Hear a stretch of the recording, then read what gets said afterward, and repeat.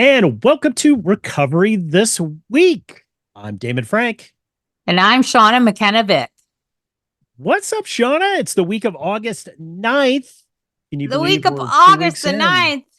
And I Kind think of crazy. it is crazy. This year has flown by. How are you doing today? I am doing okay. It Yeah, is good to speak with you. It is hotter than hell in Los Angeles. It is, we're doing a little bit of traveling next week, which is good. I know you good. came back. Last time we talked with you, you were like out and about in Boston, right? Boston, and Which, then I was in great. Pensacola, Florida. Took a client down to a treatment center there and then got stuck there because of the weather and then flew from, hurricane weather up to North Carolina just in time for it to arrive here. So we have been experiencing, flash flooding and everything here in North Carolina. I'm back home. So it's been a very adventurous weather dependent week. Been very You know dark what? here. The weather is crazy everywhere. We are hitting like 104. Every day is like over 100. It's really crazy and Wow. it makes me not feel good. You know what I mean? Like, so I want to Yeah. stay into the air conditioning place, but it's good to connect with you in the Recovered Life community. We Hey, try to I come have to a you every week. question for you, Damon. Yeah. Before we move on to, the meat and potatoes of the podcast, uh, do you all have really good air conditioning? Because when I was up in Boston, they don't have air conditioning like we have in the South, where I always bring a jacket because no matter what building you're in, and if you're having 104-degree temperatures, I can't imagine living in that without like heavy duty air conditioning. We've always had good air conditioning, but a couple of months ago, our air conditioning went out. And it was the parts we couldn't get and it needed to hold it. So I panicked and threw in air conditioning units in every bedroom into the common area to have. So I got those cranking all the time.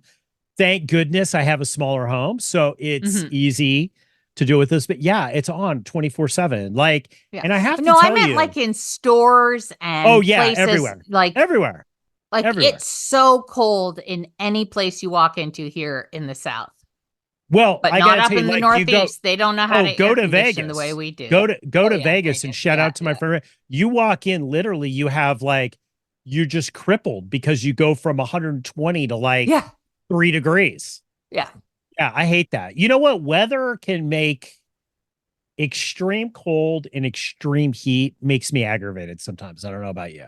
I would agree with that because, well, I don't mind the extreme cold because I'm Canadian and I can dress for it and I really like being outside in the cold.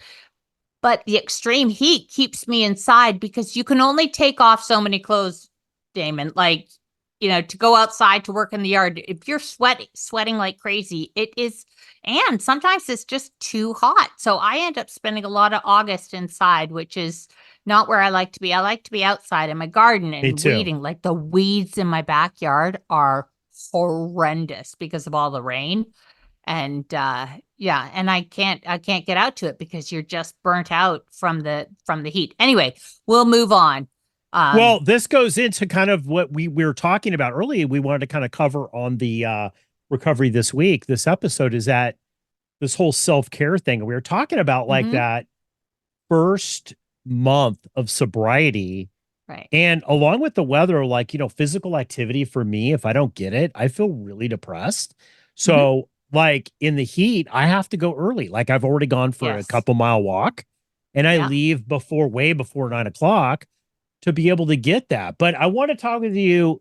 Look, Shauna, you're dealing with people that are getting sober all the time. We've both gotten sober ourselves. This whole first month of recovery, a lot of people fail in the first month. Let's just be honest about it. First month is tricky for people. Sure. What do you think? Because I was thinking back about my first week Okay. of What was it recovery, like? right? Uh Horrible. Horrible. What made it horrible, Damon? Absolutely horrible. Well, one is the physical side of it, right? Like just thinking back, like the Yep. physical part of sobriety, the sugar glucose imbalance, the Mm-hmm. instability. I was I'm a real alcoholic, so I had been drinking a lot. So there was just the health and wellness part of it. Sure. But honestly, what really made it the worst was the emotional toil on top of it. That made it, I don't know if you had that experience, but this whole Oh. realization of like, I'm never going to drink again. Oh my God, I'm an alcoholic. That combined with the physical thing. And then honestly, being just scared shitless Mm-hmm. was a deadly combination, honestly. Yeah, I mean, I can see that. For me, I've shared my story. I went to rehab a few times, right? But the first, within a 2.5 year period, because I kept having slips or relapses. And I can tell you that first time I went, when I had been drinking, it was the first time that I was stopping drinking. And so I went to rehab. And so those first 30 days for me were in a rehab situation. I actually stayed 45 days.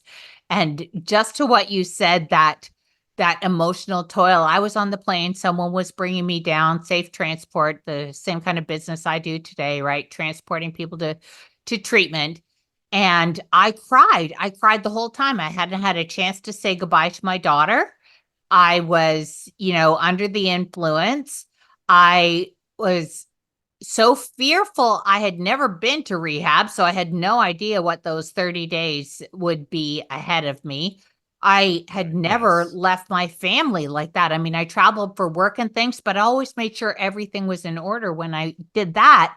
And here I was leaving them all on their own. So I had that emotional toil. And then the fact, the disappointment that I couldn't do it on my own, that shame and guilt that I could not find sobriety again on my own, that ate me away, ate away at me. You know, it's interesting because this fear thing I relate to. And I think if anybody's listening Mm-hmm. to this and thinking about getting sober, in the back of their mind, I was fearful about obviously letting go of alcohol. Right. Flat out, like, because alcohol worked for me for years. And I think, this ego crush of that everything is going on simultaneously, Sean, of like, oh my God, like, I can't do it on my own. That was because I was in my 20s. I can't do it on my own. And oh my God, I'm an alcoholic. And I really wasn't quite sure if I could stay sober because I'd already crossed that demarcation line where I didn't make a decision to drink. I was just drinking. Right. Okay. So for me, the fear of the unknown was like horrible. I understand that. And I think that's why we're talking today, right? Like to try and at least address some of those fears. So last week we talked about how do you know when it's time to get sober and, or, time to stop drinking. Well, I think the quick answer was if you're asking yourself that question, the time is now. And, Let's Absolutely. Let's then, talk about 1, 2, 3, 4, the 4 weeks of the first month, Shauna, because I oh want to get gosh. down because you're seeing this. Look, and I'm seeing it too. Like everybody who's in recovery, participating in recovery, is seeing new people coming in, but you're seeing on the front line. I want to talk about like what is the most important thing because Okay. I've Well, got, first and you know, foremost, for people who are daily drinking and are drinking a lot, they're usually the ones that want to stop drinking. The most important thing is detox. You need to tell a medical professional you're stopping. You either can see your doctor and get some medication assisted detox. You can go into a detox facility. There yes. are lots of standalone detoxes. Do not try to detox yourself from alcohol if you have been a heavy drinker. Do not do it alone. And I'll tell you why, Damon. You can die from Yeah. alcohol withdrawal. And who's to say, like, if you say, well, I've gone a couple days, I'll be fine. No. Do you know that the DTs, delirium tremens, and other, seizures and things happen day 3 to 5? So you may not have had a drink for a couple of days and then you start to go and have seizures and things. It's not safe to detox alone if you're a heavy drinker. So I can't drive that home hard enough because I know people that have tried to detox themselves and have died actually because they're like, I just really want to quit. I'm just going to do it. I'm going to do it cold turkey. I'm going to do it on my own. I'm not going to tell anyone. I know two people that that's happened to. Absolutely. And, we've had people on the show that talk about their detox story and about how Mm-hmm. they ended up in the hospital. Mm-hmm. And, look, I think there's those outwardly signs, and we've all seen those, the shaking of Right. the hands, the massive blood sugar drop, the all those things that go along with DTs. But I think a lot of Well, people the don't imbalance of understand. salts and potassium and Yes. everything, it can affect your heart, your Yeah. brain. It causes seizures. It can cause heart attacks. I mean, we destroy our bodies when we abuse alcohol. Well, I think you're right. I think the first week, honestly, is all about physicality Okay. Yes. Okay. of I like how I you're bringing it I back would to like the first week physicality. You're right. yeah, and not to bring it back, like we go along what you're talking about too. Like I agree, like it's the health, but like the whole physicality of it all, like is there alcohol in proximity to me? Can Mm-hmm. I physically detox safely medically? And I think there's a huge mistake by people, and I think a lot of people are not successful even though they might have the apparatus and the support group. They're not successful because they're not successful medically, that they get just so sick that they go back, right? Right. When they could Right. have, like what you're talking about, gotten a bridge, whether that's Mm-hmm. medical or under supervision from a doctor or something. There's at-home detoxes. There's a Yeah. lot of options, but I guess the whole point, not the whole point, but something to remember is we can't do it alone. You're going to need support through this. You're going to need to have people to support you, medical team to support you. And, that's not everyone can go to rehab, but there's a real benefit to going to rehab because you're there with people who are going through the exact same thing that you're doing.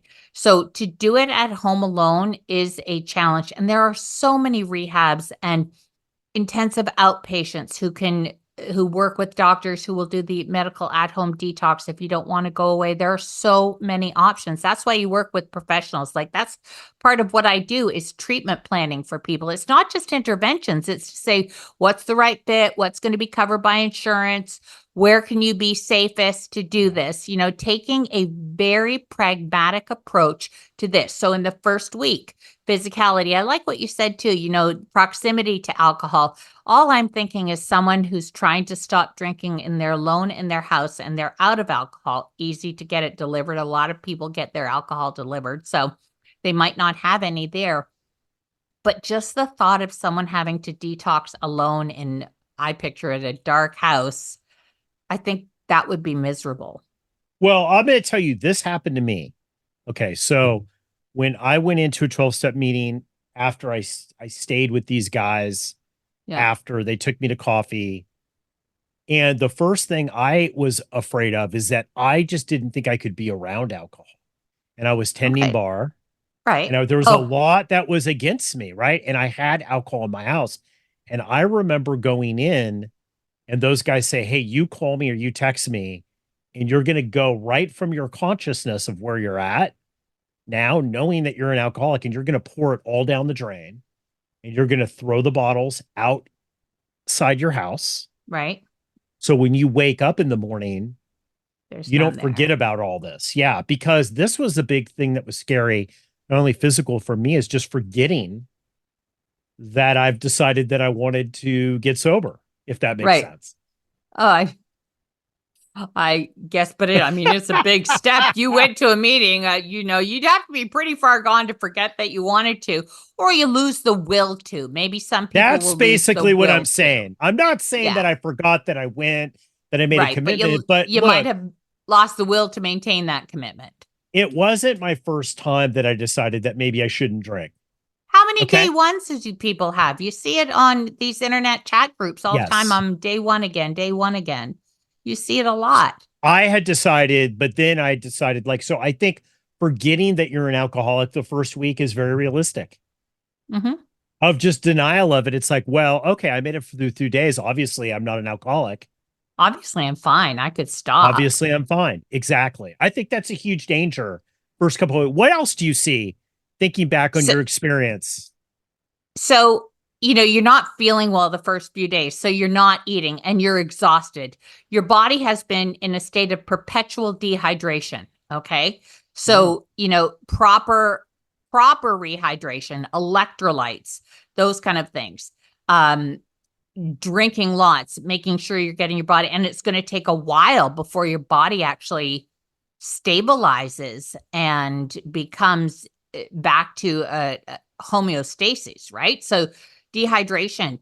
Um, who wants to eat when they're feeling nauseous? And when you stop drinking after drinking for a long time, you do feel sick. So hydration, nutrition, what are some things that you can eat? It might be crackers the first day to keep your stomach settled, crackers and ginger ale and all the things your mom used to give you. But then you got to get thinking about, what is the right kind of nutrition and hydration for me, um, to nourish my body, to help get it back? Is it carbs to start? Is it carbs and protein?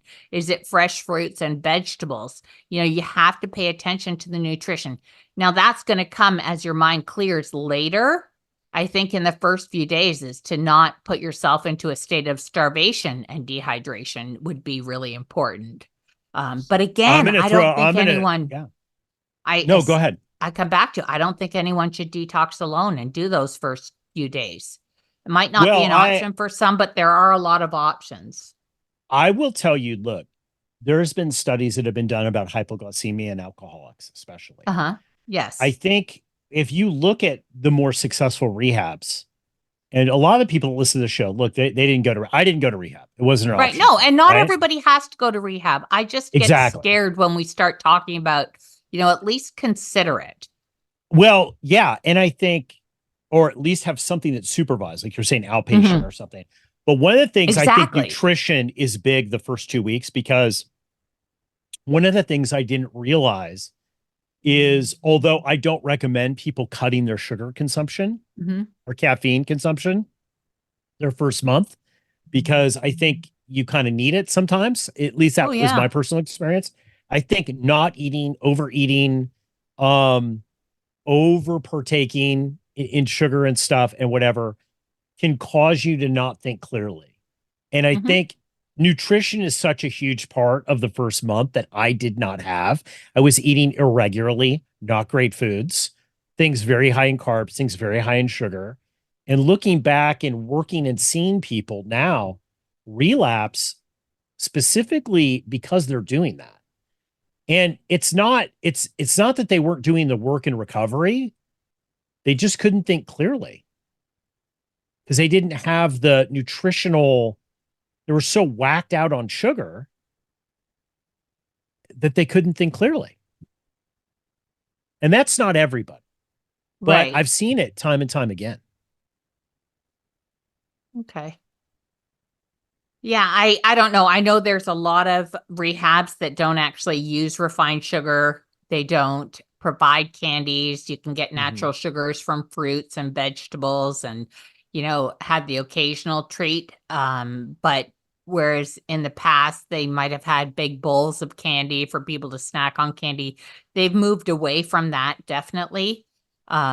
I'm not a nutritionist, okay? Yeah. And all I know is that in that first week or first month, you need to be really gentle with yourself. And I think li limiting anything or even considering that could do more harm. Just listen to your body, eat some food, try to make it nourishing, be gentle with yourself that first week because, we can talk ourselves into failing if it's like, oh, well, I need to reduce my sugar and I may as well give up caffeine too. Like, oh my gosh, stop. Yeah. You're Yeah. really just surviving that Yeah. first couple of weeks Same thing with versus gym. I've seen thriving. this too. Like second week, they're at the gym 24 hours a day, 7 days a week, right?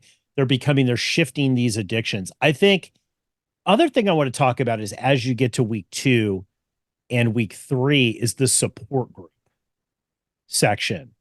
Okay, so which I before we know, start on that, I want to say for that first month, sleep is essential. oh, huge. You've had disrupted sleep for years.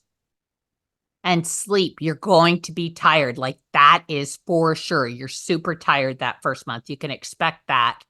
You can expect it for months because to get back, like I said, to a state of regulate, like to have your physicality regulated, it can take a while. And you need to recognize that, you know, it's okay to go to bed at 9:30 and sleep till 7 a.m. It really is.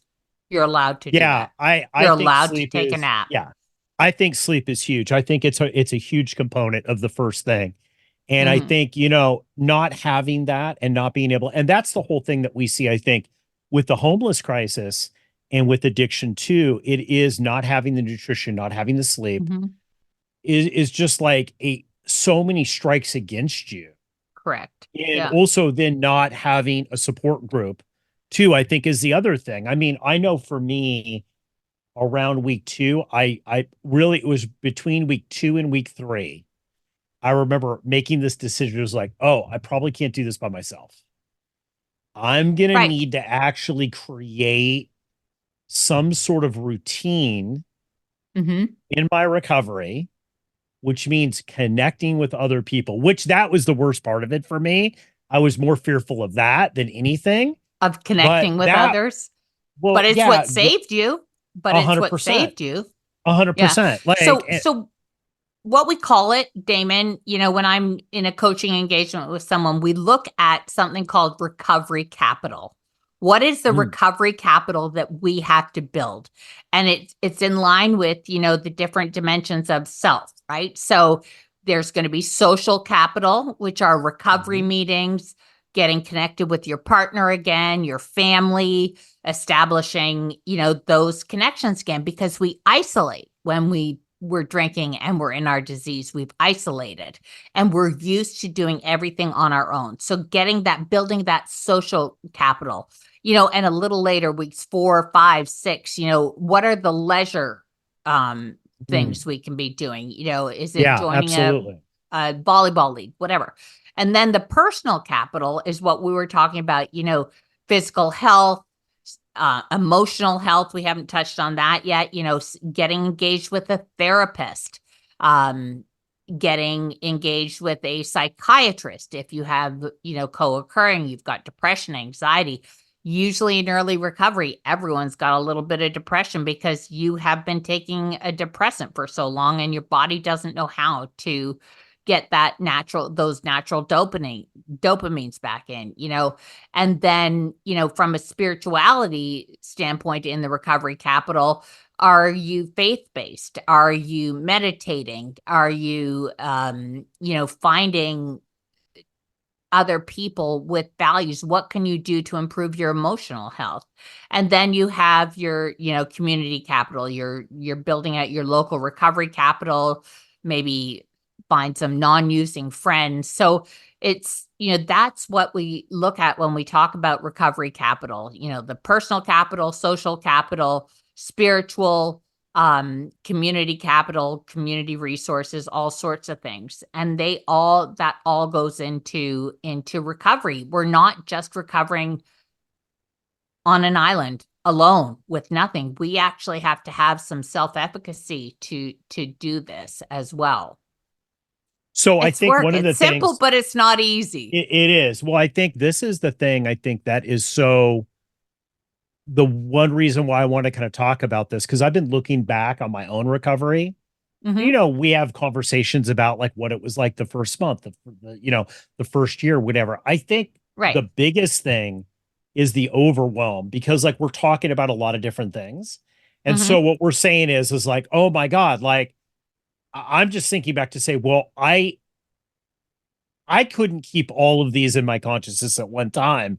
I had to kind No. of pick one or two. But for me, you know what was the big game changer for me is I actually wrote down the main things that I needed. I wrote them on 3x5 cards and kept them, because I think the big danger is easily getting confused. Like I knew for me, I couldn't really hang around the same people I was hanging around. I was a bartender. I was doing a Hmm. lot of other things that like it just wasn't that was not sustainable. So I think No, having the no. courage to be able to say, I need to pause it on these friends until I really decide what's going on with me, right? Hmm. I need to not necessarily do these activities or be around alcohol. Like I was somebody who just was not comfortable being around alcohol my first two Sure. years. I Well, just it's was, not I did not feel recommended comfortable. either. Yeah, Yeah. no, that's So I fine. think having that hit list and kind of knowing what to do that first Okay, so month, Damon, I just because want to point something out to you, what you said you did. You wrote it on 3x5 cards. You yeah, had your goals clear. You started to write stuff down, no matter how foggy you were. That's the self-efficacy to which I yeah, was just referring. We have to take some ownership too, right? And if we get into the mindset of, okay, I've stopped drinking, I'm going to become a student of recovery. I'm going to read what I can. I'm going to join sober Instagram and, follow these posts and get these daily, recommendations or daily thoughts for the day or tips and tricks on the first month in recovery. But we have to have some self-efficacy and take responsibility for that. And you did that. Writing things down on 3x5 card. It could be in a yeah. notebook now. It could be on the phone now, right? Like, what are those things that you have to do? And each time someone gives you a suggestion, writing it down and following through on it and saying, you know what, I'm going to try that. What do you think in conclusion? What do you think was a big game changer for you that first month? What do you think if you were going to say as one or two things, Shauna, that was Okay, I will like tell you. So when I game got changer? home, the game changer, because I haven't picked up a drink since, okay, the game changer for me coming home from rehab after a month was where the pedal hit the metal, right? Like I am at home. It is COVID, so we are stuck at home. And I put my recovery first. I looked at every podcast I could. I got onto um, meditation apps. I knew I had to pray and meditate in the morning. I went to three. Mhm. They were 12-step meetings. I went to 3 12-step meetings. I found a sponsor who had 34 years sobriety. So I worked closely with her. I followed the suggestions. I listened in meetings. I took notes in meetings. I became a student of recovery. That was the game changer for me when I Mm, took responsibility for my recovery.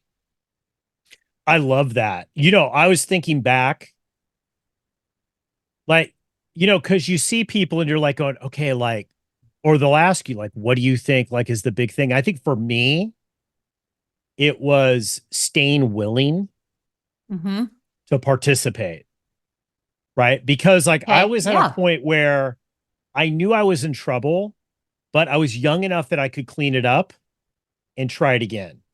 Right. But, and I think identifying that this was the season, that this is the season right now. We were talking a little bit about that last night, like, when's the right time? And a lot of the comments of when's the right time to get sober is like right now. Right now is the right time. Is to Yeah. understand that this was a special thing that I was going through, that this awareness that I needed to be willing to embrace this because this wasn't Mm-hmm. an accident. I think for me, because I could easily talk myself out of it. And I Sure. didn't want to talk myself out of it when I realized that I had this awareness that I was sober today, that I had this opportunity, and that this was an opportunity that might not come back. Right. There were no That was a guarantees it was gift. going to That come was a back. gift Yeah, to have that it was a awareness. gift. And I don't know if a lot of people have that awareness. That's why we have to take responsibility for becoming a student of recovery because some Well, people may not have that gift. I think you're right. you were given a gift, a real gift of that opportunity. That willingness was in you. You were open-minded, you were honest, you recognized that it was time.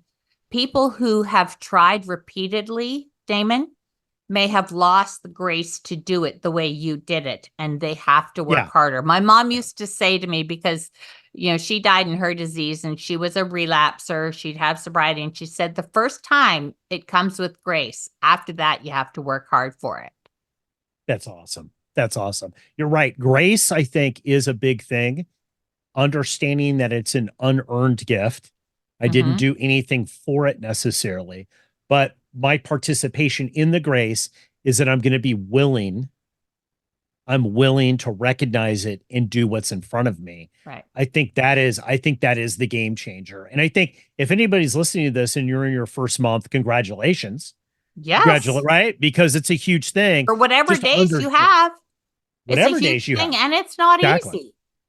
And No, you're it's looking, not. you've got that self efficacy. You're looking for resources by coming and listening to this podcast. Reach out if you need help. That's the other reason recovery coaching is good. And there's plenty of recovery coaches out there. I'm one, and there's lots of Yes. them on Instagram, Facebook. Find someone who resonates with you, and they can help you set up that recovery capital and help hold you accountable so that you have and help to create a path for you. Absolutely. And I think find somebody who has a track record of staying sober Right. and maybe is a little Absolutely. boring. Maybe is a little boring. Like what they want you to Oh, do then no isn't one will come and get me, Damon, because I'm not boring. ah Sorry. I'm sorry to no, but interrupt like you. not you being boring, but like what they I want you know. to do is boring. Like Right. show It's up, boring. Yeah. make Like your not go bed. and go skydiving. Yeah. Exactly. Clean your clothes, eat, show up at the meet. If you say you're going to be there at 7, be there at 7. It's the boring stuff that makes the huge Yes. the big transformations. Okay, let's reframe that word boring to simple and straightforward There you stuff. go. You're not boring. You're not boring, everybody. Simple and straightforward activities that will help you become disciplined because we're undisciplined. This is a great episode. Thank you so much for coming in, everybody. Stick with it. I'm going to put links to Shauna in there. If you guys need some coaching, she is there for you. We're always there for you, both of Yes, us. we're If you always just there need for you. help, make a comment And and put your don't comments. detox alone. Yeah, don't detox alone. Definitely. Even if you do a telehealth with somebody, right? Right. You can get on the Right. telehealth app and pay $50 or probably for free with most insurances. Just get on and talk to somebody because you being alive is what it's all about at the end of the day. Mm-hmm. You can't stay sober and have your best recovered life if you're not alive. Right. Shauna, have a great Thanks, week. Damon. You have a great week too. Chat Thanks. soon. Hey, if you like this episode, think about supporting us by becoming a Recovered Life Plus member. At Recovered Life TV, we're not just delivering premium recovery resources, we're empowering you with the knowledge and tools that make a real difference in the quality of your recovery. By subscribing, you gain access to ad-free content, expert insights, exclusive video and audio segments, special projects, plus so much more, all while supporting our mission to spread the recovery message far and wide.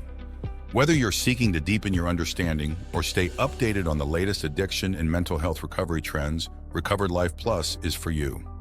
Subscribe now and start living your best recovered life.